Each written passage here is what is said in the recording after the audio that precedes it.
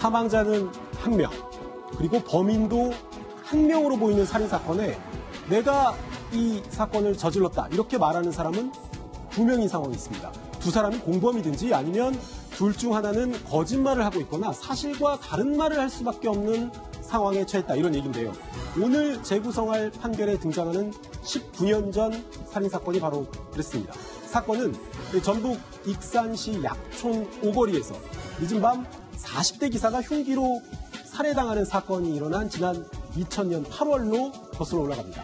택시기사는 무전으로 강도를 당했다 이렇게 주변 사람들에게 알렸지만 과다 출혈로 인해서 끝내 목숨을 잃고 말았죠. 경찰은 택시기사를 살해한 범인을 찾는 데 수사력을 집중했는데요. 몇 년의 시차를 두고 등장한 용의 남성 2명 가운데 한 사람은 진범이었고 또 다른 한 사람은 무고한 시민이었다는 진실이 드러나게 됩니다. 일명 약촌 오거리 살인사건으로 불렸던 이 사건의 진범은 누구였을까요? 또 살인범으로 몰린 시민은 어떻게 누명을 벗을 수 있었을까요? 판결의 재구성에서 확인해 보시죠. 앞서 말한 2명의 범인은 검거된 시점이 달랐습니다. 변호사님, 가장 먼저 검거된 범인 이야기부터 해볼까요? 네, 이 2000년도에 있었던 이 택시기사 살인사건인데요. 경찰이 이 사건이 일어나고 나서 범인을 찾기 위해서 현장 주변을 수색하고 있을 때였습니다. 그 동네 다방에서 배달 일을 하고 있던 최군, 그 당시에 15세였습니다. 최군이 경찰에게 다가와서 내가 목격자다 이렇게 얘기를 하는 겁니다. 네. 내가 택시기사가 있었고 1명 혹은 2명이 뛰어서 도망가는 것을 봤다라고 얘기를 해요. 굉장히 중요한 목격자이기 때문에 이 경찰은 이 최군의 목격 진술에 대해서 귀를 쫑긋 세웠고요. 또 이 목격 진술을 토대로 해서 몽타주도 만들었습니다. 그런데 3일 뒤에 반전이 일어나요. 네. 목격자인 줄 알았던 이 최군이 사실은 이 사건의 진범이다라고 밝혀진 겁니다. 목격자가 범인으로 몰린 상황이 네. 됐군요. 경찰은 이 배달 일을 하던 최군이 앞서가던 택시기사와 시비가 붙었고요. 이 택시기사가 너는 애미애비도 없냐라는 얘기를 듣자마자 분노를 해서 오토바이에 가지고 있던 흉기로 이번 사건을 저질렀다 이렇게 판단을 했습니다. 처음에는 내가 이 사건을 목격했다고 얘기를 했다가 갑자기 내가 택시기사를 죽였다고 이야기를 바꿉니다. 일단 자백은 받아낸 건데 혹시 뭐 물증이 있었나요?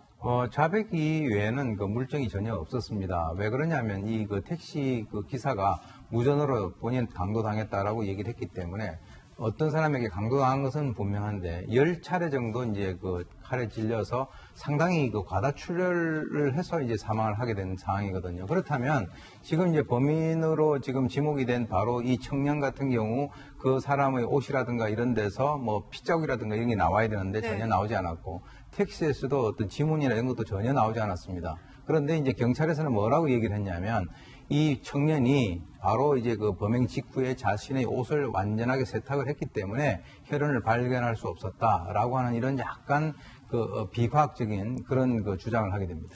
아니 사람을 죽였는데 가해자의 소지품, 뭐 옷에서 혈흔이 안 나타났고요. 또 심지어 택시기사의 주변에는 가해자의 흔적조차 없었습니다.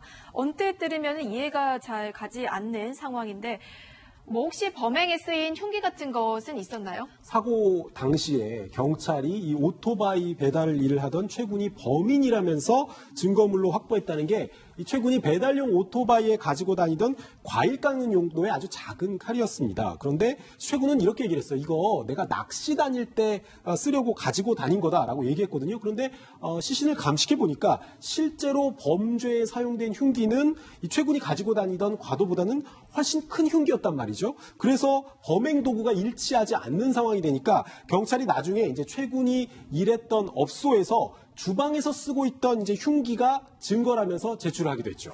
지금 보면 자백만 있고 증거는 없는 것 같아요. 뭐 유일한 증거라고 했던 흉기도 최군이 평소에 갖고 다녔던 것도 아니었고요. 변호사님, 우리나라 증거재판주의이기 때문에 자백만으로 유죄가 선고되지는 않을 것 같거든요. 예, 그렇습니다. 자백 배제 법칙이라고 해서 자백만 가지고는 유죄를 할 수 없다는 원칙이 있거든요. 네. 자백 이외에 최소한 보강 증거가 더 있어야 한다는 겁니다. 근데 이 사건에서는 사실 자백이 그 유일한 증거였는데 아마도 이 살인이라는 죄명의 무게감 그리고 경찰이 이 최군이 범인이라고 단정하는 선입견 하에서 모아온 그런 간접 증거들 이런 것들을 토대로 구속을 했던 것 같습니다. 경찰이 뚜렷한 증거도 없이 최군을 구속했고 또 검찰은 경찰 수사만 믿고 최 씨를 결국 구속하게 됩니다. 정말 최 씨가 억울하다면 이제 재판부만 믿게 될 텐데 재판부에서는 이 최근의 주장을 어떻게 받아들였나요? 이 경찰과 검찰에서는 본인이 범인이다라고 얘기했던 최군이 법정에 가서는 다른 얘기를 합니다. 내가 사실은 자백을 강요받았다. 또 물리적인 폭력을 당해서 어쩔 수 없이 강요된 자백을 했다라면서 본인은 범인이 아니라고 법정에서 말을 바꿨습니다.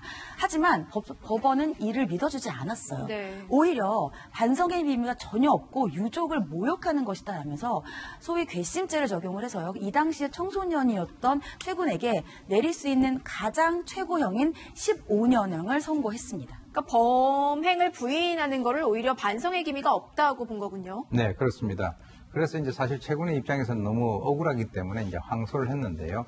근데 이제 그 당시에 이제 국선 변호인이 변호를 맡았는데 사실 뭐 믿어주는 사람도 별로 없고, 그리고 이제 지금 만약에 계속 부인을 하게 되면은 재판 결과가 별로 좋지 않을 것이다. 그렇기 때문에 우리가 좀 인정할 거는 인정을 해서 형이라도 좀 줄여보자. 이렇게 이제 설득을 하게 됩니다. 그래서 이제 사실 이 최군 같은 경우는 국선 변호사가 그렇게 얘기를 하고 있기 때문에 어쩔 수 없이 자포자기의 심정으로 혐의를 인정하고 말았어요.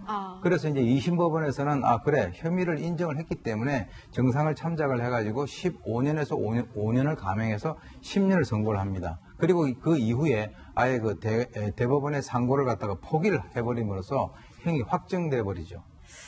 1심에서 15년, 2심은 10년. 그렇게 최군은 옥살이를 시작합니다. 이런 전반적인 상황을 간접적으로나마 엿볼 수 있는 장면이 있는데요. 영화를 짤막하게 보여드릴 텐데 이 사건을 모티브로 한 영화 재심입니다. 최근 늘고 있는 약촌의 청소년 강력범죄 예방 차원에서 법정 최고형을 구형하겠습니다. 판결하겠습니다. 본 재판부는 피고인 조현우에게 15년형을 선고하겠습니다. 나 아니잖아. 나 아니잖아. 내 새끼 살려줘. 살려줘, 엄마. 나 아니라고. 나 아니라고. 안 주겠어. 네? 마음도 안 주겠다고. 법이라는 것이 뭐예요? 그 자기 시골에 사는 그 법이라는 것이 진짜로 사람 보호하려고 만든 것이요. 마음속으로 계속 억울하다고 표현을 합니다. 최군은 이런 억울한 마음을 뒤로 하고 일단 상고도 포기하고 소년원에 들어갔죠. 그리고 3년 동안을 감옥에 있었는데 굉장히 놀라운 사실이 드러났어요. 네, 이 택시기사 강도 살해 사건이 일어난 게 전라북도 익산시인데 익산시 바로 옆에 군산시가 있습니다. 그런데 군산 경찰이 이 약촌 오거리 택시기사 강도 살인 사건에 진범이 있다는 첩보를 입수하고 25살 김모 씨를 검거한 게 2003년 6월이에요. 그러니까 최군이 소년원에 들어간 지 3년 뒤죠. 3년 만에 이 잡힌 김 씨가 뭐라고 얘기했냐면 내가 택시 강도를 하려고 기사를 살해한 게 맞다. 이렇게 자백을 했고요. 경찰이 이 20대 김 씨를 진범으로 봤던 부분이 뭐냐면 자신이 한 행위에 대해서 진술을 번복하지 않고 아주 시종일관 일관적으로 일관성 있게 진술을 했고요.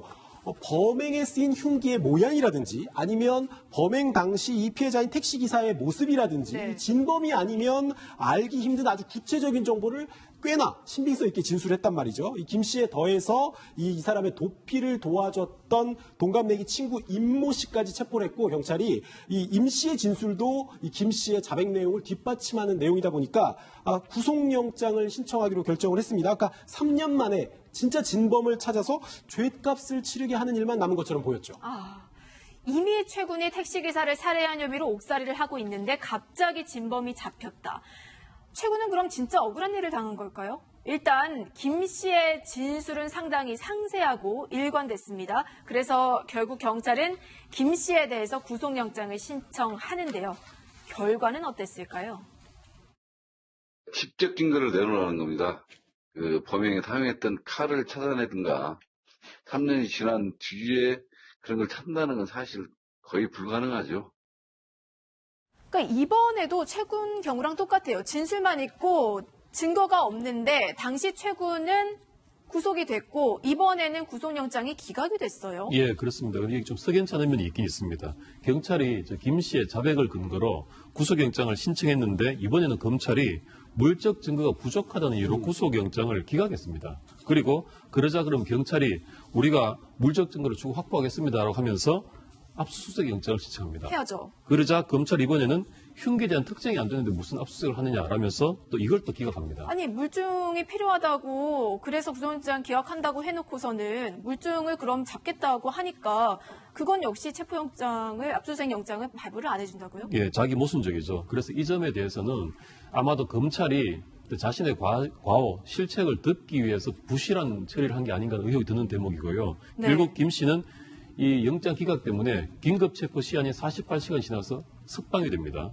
그 다음에 두 사람은 석방이 되고 나니까 이제 진술을 바꿉니다. 아, 우리 관심 받으려고 꾸며낸 얘기였습니다. 라고 예. 바꿔버렸습니다, 진술을. 결국 이 진술도 뒤집혔고 흉기도 못 찾았으니까 2006년도에 이 두 사람은 무혐의 처분을 받았습니다. 아니 누가 관심을 받으려고 진범이라고 얘기를 합니까? 뭔가 찜찜한데 말씀해 주시죠. 누가 진범인가요?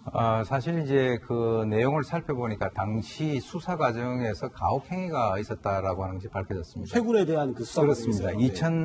2000년도 8월 달이죠. 이 최군이 체포가 되고 난 뒤에 바로 경찰서로 간 것이 아니라 엉뚱하게도 여관으로 가게 됩니다. 그래서 나중에 이제 물어보니까 왜 여관에 데리고 갔느냐 그러니까 그 사람이 상당히 피곤한 것 같이 보였다 이렇게 이제 얘기를 하는데 사실은 그 안에서 서너 시간 정도 구타가 있었고요. 전화번호부를 던져주면서 거기서 진범을 네가 찍어라.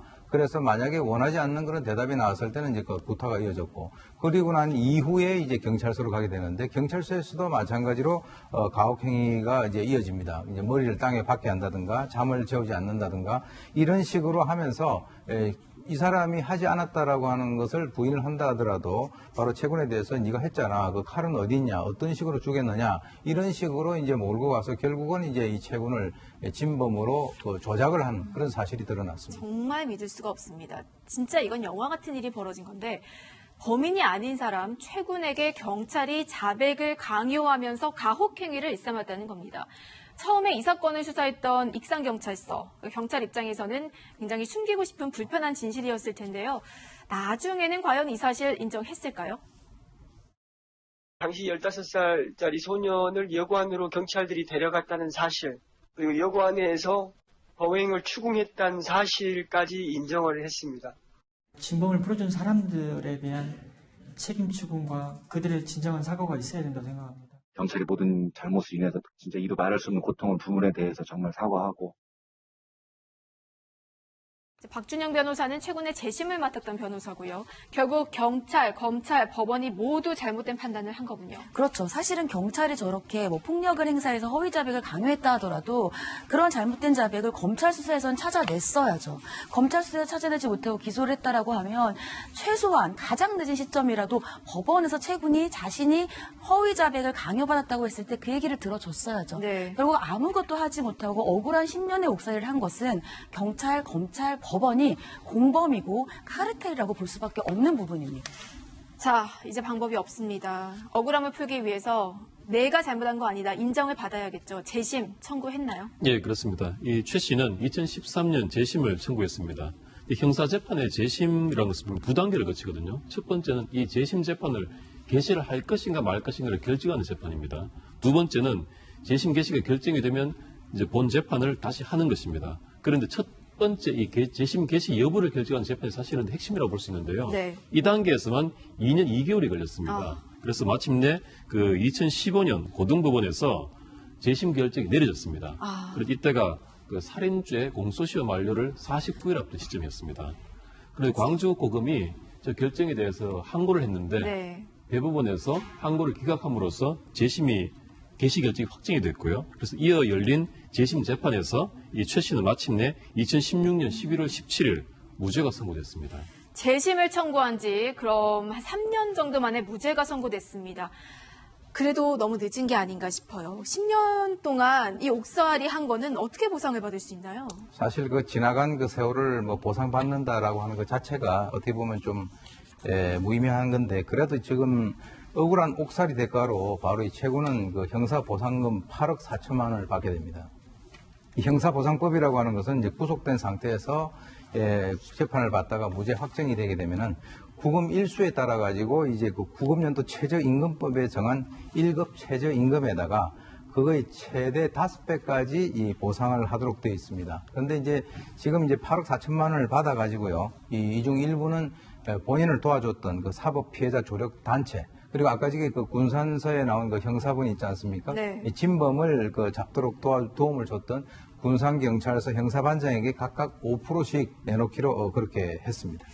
그러니까 그럼 진짜 범인은 김 씨였던 거네요? 맞습니다. 그래서 재심에서 무죄가 판결이 단 날에 그 원래 진범이었던 김 씨를 경기도 모처의 강도살인 혐의로 긴급 체포했는데요. 억울한 옥살이를 한 최군과 달리 김 씨는요, 멀쩡히 회사를 다니면서 행복한 생활을 하고 있었다라고 하고요. 그때 김 씨를 도와줬던 친구 임 씨 같은 경우에는 죄책감 탓이었는지 2012년도에 극단적인 선택으로 이미 생을 마감한 상태였습니다. 아, 그럼 진범 김 씨 어떤 판결 받았습니까? 예, 무려 범행 18년 만에 단죄를 받았습니다.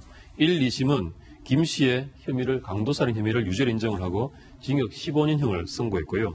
이 형은 상고심에서 확정이 됐습니다. 네, 경찰의 강압 수사로 한 사람의 인생이 뒤바뀐 사건. 거짓 자백을 앞세운 엉터리 수사는 언젠가는 만천하에 밝혀진다는 점 잊지 말아야겠습니다.